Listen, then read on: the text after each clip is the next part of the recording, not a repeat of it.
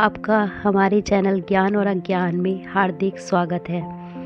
तो आज हम बात करेंगे अपने हिंदुओं के पर्व के बारे में, जो कि होली है। होली केवल रंगों का नहीं बल्कि प्रेम, सद्भावना, क्षमा और आनंद का पर्व है।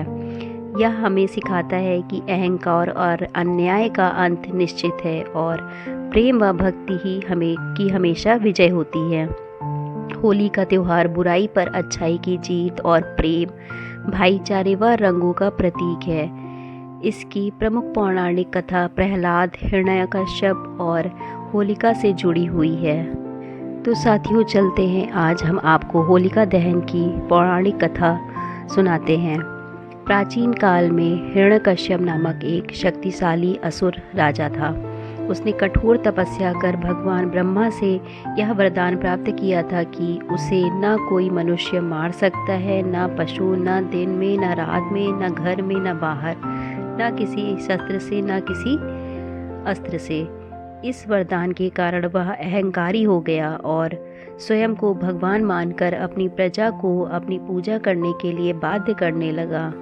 लेकिन उसका पुत्र प्रहलाद भगवान विष्णु का परम भक्त था और सदैव उनका ध्यान करता था। यह देखकर हिरण्यकश्यप बहुत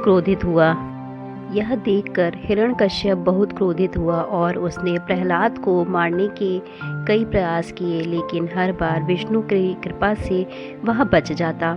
आखिर में हिरण्यकश्यप ने अपनी बहन होलिका से सहायता मांगी।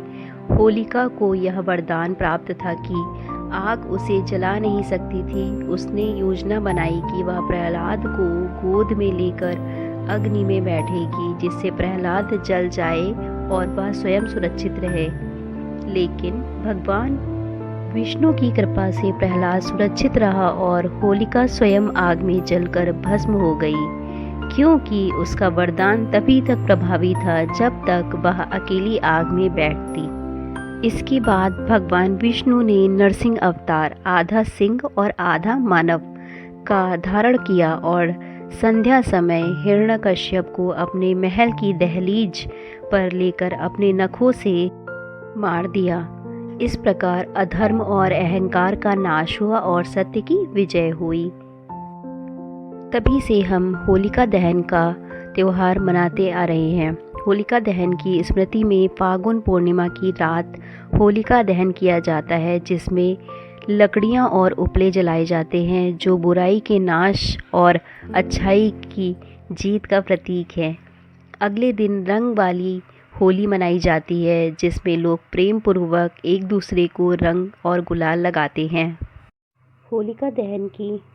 होलिका दहन की पूजा करते समय आपको यह ध्यान रखना चाहिए कि आप अपनी पूजा में लकड़ियाँ, उपले, गंगा जल, रोली, अक्षत, हल्दी, गुलाल, नारियल, गुड़, चना, फूल, गेहूँ, कच्चा सूत और बताशे, ये सामग्रियाँ अवश्य लेके जाएं और होलिका दहन के समय पूजा करें। इसी के साथ हम अपनी वीडियो को यहीं समाप्त करते हैं। आपको हमारी वीडियो अच्छी लगी है तो आप हमारे इस चैनल को लाइक करें, शेयर करें, सब्सक्राइब करें और